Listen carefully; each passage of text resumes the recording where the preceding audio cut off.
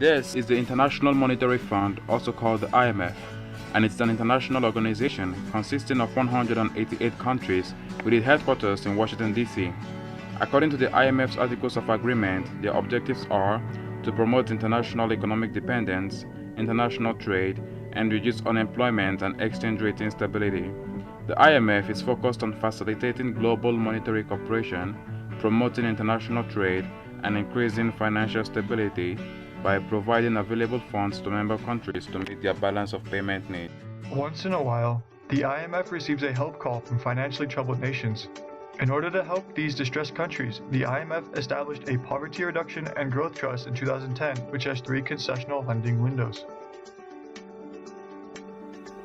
And now it appears to all that the IMF is the people's hero. Or is he? Let's take a look at the IMF's criticism.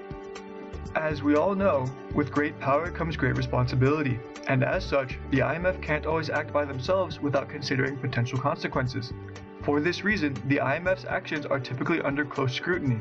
However, despite all the good intentions that our hero serves, there is a dark side to the IMF's origins. A common criticism of the IMF is that it serves wealthy countries on the Wall Street. Unlike a democratic system in which each member country would have an equal vote, rich countries dominate decision-making in the IMF because voting power is determined by the amount of money that each country pays into the IMF's quota system. It is a system of $1, 1 vote. The US is the largest shareholder with a quota of 18%. Germany, Japan, France, Great Britain, and the US control about 38%. The disproportionate amount of power held by wealthy countries means that the interests of bankers, investors, and corporations from industrialized countries are put above the needs of the world's poor majority. Another major criticism of the IMF is that it imposes policies with little or no consultation with the affected countries.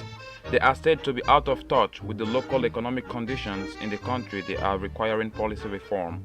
They do not always take into consideration the difference between what spending means on paper and how it is felt by the citizens.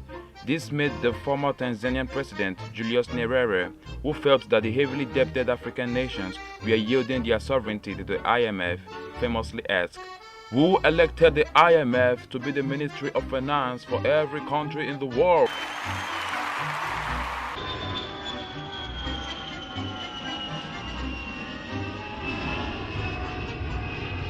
When the IMF intervened in Kenya in the 1990s, they made the central bank to remove controls over the flows of capital.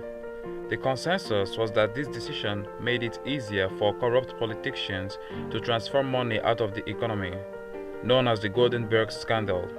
The scheme, which began in 1991, was stopped in 1993 when it was exposed by a whistleblower, David Munyake. Critics argued this is another example of how the IMF fails to understand the dynamics of the country that they are dealing with, insisting on blanket reforms. The economist Joseph Stiglitz has criticized the more monetarist approach of the IMF in recent years.